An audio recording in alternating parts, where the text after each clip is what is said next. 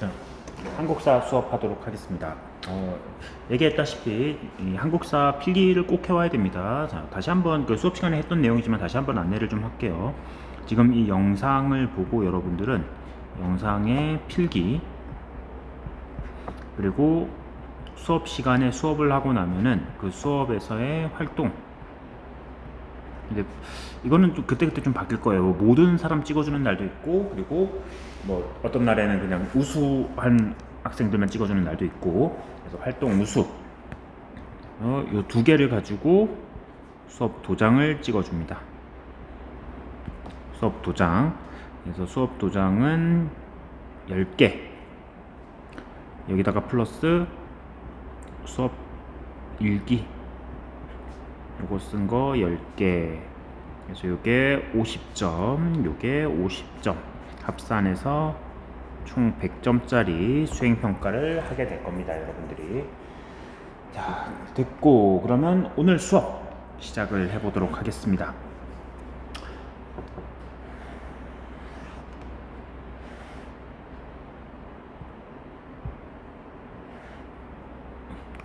안 써져. 자, 오늘 수업은 고대 국가의 성장해서 이제 우리나라의 최초의 국가인 고조선이나 뭐 이런 나라들 이야기들을 좀 하게 될 겁니다. 먼저 선사 문화의 전개입니다. 인간의 역사는 선사하고 역사 시대로 구분을 하거든. 자, 선사란 건 뭐냐면 기록이 없는 시대야. 역사 시대는 기록이 있는 시대죠. 자, 그럼 기록이 없는 선사 시대는 우리가 뭘로 알 수 있을까? 그 시대는 바로 유물, 유적 이런 걸 통해서 우리가 추측을 하고 있는 거죠. 그래서 최초로 인간의 이 선사 시대는 구석기 시대부터 우리가 학습을 합니다. 구석기 시대가 등장을 했는데, 이 구석기 시대는 뗀석기를 이용을 했어요. 뗀석기는 돌을 깨뜨려가지고 돌을 갖다가 깨뜨려서 사용을 하는 방식입니다. 대표적인 뗀석기로는 주먹도끼가 있습니다. 대표적인 뗀석기, 주먹도끼. 이 구석기 시대는 주로 사냥이나 채집,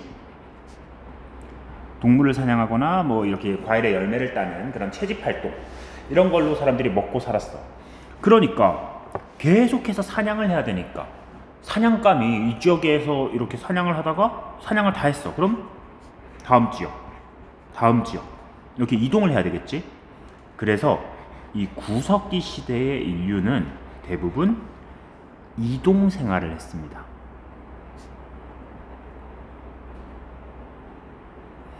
계속해서 인류는 이동을 했고, 그러므로 좋은 집을 지을 필요가 없겠지. 그냥 자연에 있는 동굴이라던가 막집이라고 해서 교과서에는 없어요. 근데 적어주세요. 막집이라는 곳에 주로 거주를 했습니다. 이 막집이라는 거는 막 지어서 막집이 아니라 천막 있잖아, 천막. 그 막자예요. 그래서 바위 그늘 같은 천막을 지어서 이렇게 살았다는 얘기예요.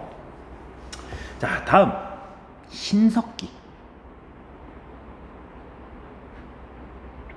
신석기 시대는 좀 바뀝니다. 이제 돌을 깨서 쓰다가 돌을 갈기 시작해요. 그거를 간석기라고 부릅니다. 자, 신석기 시대가 시작이 됐어요. 간석기를 이용을 했고, 더 중요한 게 있습니다. 이 시기는 농경과 목축이 시작됐어. 농사를 짓기 시작한 겁니다. 농사를 짓기 시작했기 때문에 사람들은 이제 이동을 하면 안 돼요. 이동을 하지 않고 정착 생활을 했습니다. 집도 좀 좋은 걸로 짓자 해서 움집이라는 집을 짓습니다. 또 이 농사라는 거는 가을에 보통 추수를 하잖아. 한반도에서는 가을에 추수를 하고 그 추수한 걸 가지고 보관을 해야 돼.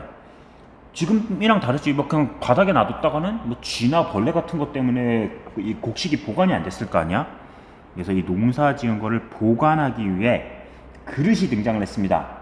바로 그 유명한, 중학교 때 아마 다 했을 겁니다.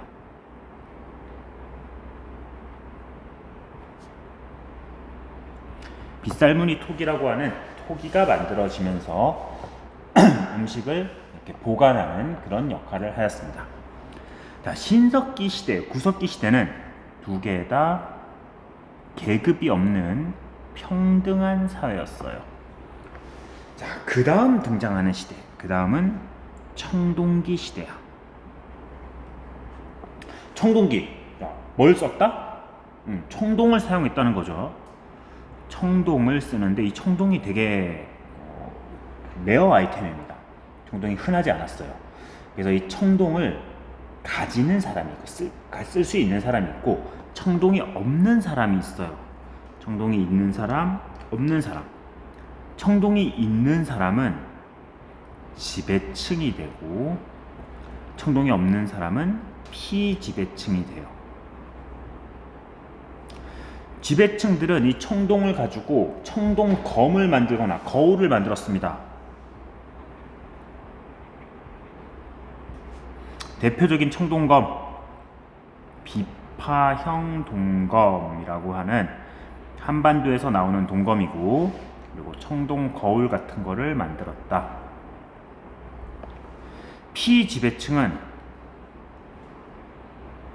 농기구를 썼는데, 이것도 적어둡시다. 교과서에 없는 거예요. 반달 돌칼이라고 하는 농기구를 많이 사용을 했습니다. 즉, 청동기 시대부터는 계급이 등장을 했다는 겁니다. 이 청동기 문화를 바탕으로 등장한 나라가 있습니다. 우리나라 최초의 국가, 바로 고조선이죠. 청동기 문화를 바탕으로 등장을 했습니다. 고조선에서 중요한 걸 몇 가지만 좀 보고 갈게요. 일단 첫 번째로 고조선의 건국 이야기, 하늘에서 환웅이 내려와서 그 웅녀랑 결혼해서 곰이 이제 마늘 쑥 먹고 웅녀가 돼서 그 곰과 결혼한 그 환인 사이에서 당군왕검이 태어나서 고조선을 세웠다, 이런 얘기인데, 그 얘기가 실려 있는 거는 삼국유사라는 책에 단군 고조선의 건국신화, 건국 이야기가 실려 있다. 다음 두 번째, 고조선에서 중요한 거. 고조선은 청동기 국가입니다. 청동기 문화 기반. 그런데 뒤에 가서는 철기 시대까지 이어져요. 철기까지, 그러니까 나라가 좀 오래 간 거죠. 다음 세 번째, 고조선의 왕을 단군왕검이라고 하는데, 우리는 단군 할아버지 이러고 부르지. 근데 사실 잘못된 표현이에요. 단군왕검이란 거는 직함인데 합성어입니다. 단군은 제사를 지내는 제사장, 왕검은 정치의 군장을 뜻해요. 이 얘기는 뭐냐면 제사를 지내는 것과 정치를 하는 것을 한 사람이 했다는 거지.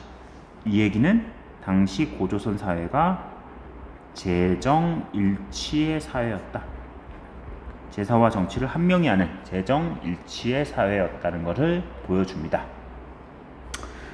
네 번째, 고조선에는 8조법이라고 하는 8가지의 법이 있어서 당시의 사회 모습을 보여줍니다. 이거는 좀 이따 교과서에서 좀 볼게요. 8조법. 다섯 번째, 나중에 이제 시간이 지난 다음에 위만이라는 사람이 와서 위만조선을 건국을 했어. 자, 위만조선이라는 거는 고조선에 이제 건너온 위만이 세력을 키워서 기존에 있던 왕을 내쫓고 자기가 왕이 된 겁니다. 이 위만조선이 건국된 이후에 철기를 본격 수용합니다. 고조선의 청동기에서 이제 넘어가는 거죠. 철기 시대로 철기를 본격 수용하고, 그리고 중국하고 한반도 사이에서 중개 무역을 했어요. 중국에 한 나라가 있고, 그리고 고조선이 있고, 남쪽에 진국이라는 나라가 있어요. 지금으로 치면 이제 한반도 쪽에. 근데 요 한과 진 사이에서 고조선이 중개 무역을 한 거야. 그때는 배 만드는 기술이 안 좋으니까 이렇게 바다로 바로 왕래가 안 됐거든. 그래서 고조선이 진나라한테 돈을 받고 중간에서 돈을 자기네가 챙겨 먹는 거죠.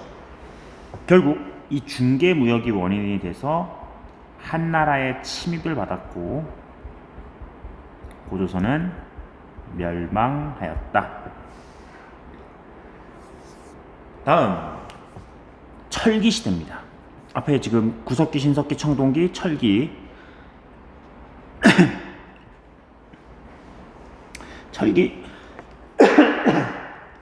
철기 시대는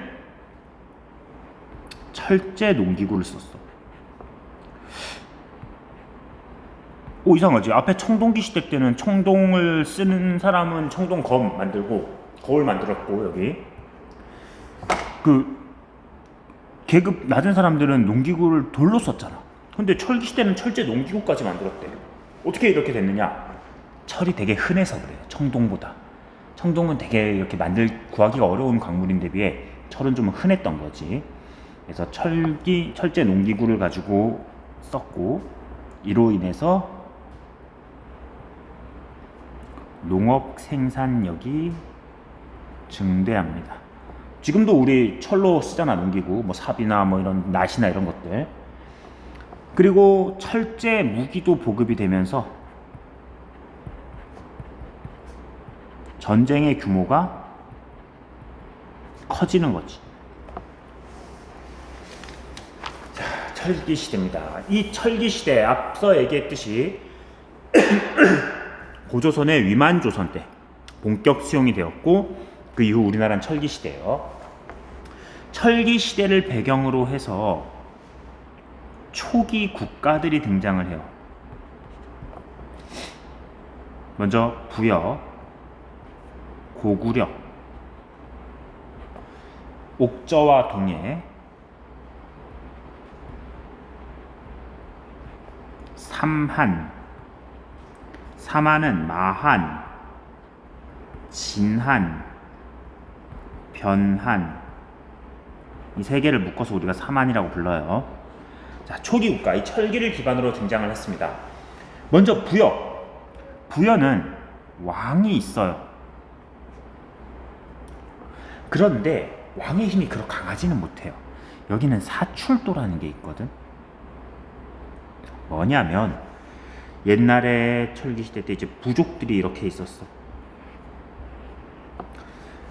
여기는 말을 신으로 모시는 부족, 뭐 여기는 돼지, 여기는 개, 소, 이런 걸 신으로 모시는 부족들이 있었습니다. 근데 이 부족들이 뭐 외부에 뭐 중국 같은 강력한 나라가 있잖아. 중국 같은 나라들, 이런 외부에 강력한 적이 있으니까 야, 우리도 힘을 좀 합치자, 하나의 나라를 구성을 하자. 그래서 이들이 왕을 뽑고 그리고 하나의 나라가 되었어요. 근데 문제는 이 뭐 말부족, 개부족, 소부족 이런 부족들이 왕이 이제 생겼다고 해서 왕의 말을 잘 들을까? 필요에 의해서 왕이 만들어진 거지. 얘네들이 뭐 왕한테 싸움을 했었다거나 뭐 굴복하고 그런 게 아니죠. 그래서 이들 각각 부족들은 자기 땅은 자기 스스로 통치하는 거야. 그걸 사출도라고 해요. 사출도를 가지고 자기 땅을 통치를 하면서 지배력을 행사합니다. 아무리 왕이라 해도 이 지역에 간섭을 못하는 그런 시스템이었습니다. 사출도라는 지역, 동서남북의 네 방위를 이렇게 각 가들이 통치를 했습니다. 다음에 부여에는 영고라고 하는 제천 행사가 있었다. 고구려는 이 부여에서 좀 남아한 세력들이 졸본 지역에 건국을 했고, 졸본 지역이라는 곳에 건국을 했고, 역시 오부족 연맹체, 사출도랑 비슷한 거라 생각하면 돼요. 위에 부여랑 왕은 있습니다. 여기도 여기에는 제천 행사, 하늘에 제사 지내는 건데 동맹. 부여는 영고, 여기는 동맹. 옥저랑 동해, 여기는 좀 달라. 이 옥저 동해 지역은 뭐 지금 우리 태백, 이 강원도 지역이 동해 지역에 속해요. 근데 이 지역은 왕이 없어요. 그냥 옛날 시스템 그대로야. 각각이 자기 부족을 이렇게 모시는 거죠. 그래서 옥저동에는 왕은 없고 그냥 군장, 각 지역의 부족장이 통치하는데 그들의 이름을 읍군, 삼로 뭐 이렇게 불렀다고 합니다. 사만 지역은 요게 가장 큰 특징이에요. 재성 분리. 아까 당군한 검은 요 위에서 재정일치라고 했잖아. 근데 재정 분리죠. 재산은 다른 사람이 한다는 거죠. 먼저 정치는 정치는 신지, 읍차 같은 군장이 하고 제사를 하는 것은 천군이라는 사람이 있습니다. 이 천군은 소도라는 신성 지역, 소도라는 그 천군이 다스리는 땅이 따로 있어. 지금으로 치면 바티칸 시티 같은, 바티칸은 교황령이잖아. 그런 것처럼 천군이 다스리는 신성 지역이 있다. 둘로 나눠졌네. 여기서 재정 분리라는 걸 알 수 있죠. 재정 일치에서 재정 분리. 사만의 마한, 진한, 변화는 각각 백제, 신라, 가야로 이어지게 됩니다. 이렇게 우리 초기의 국가 얘기들까지 했습니다.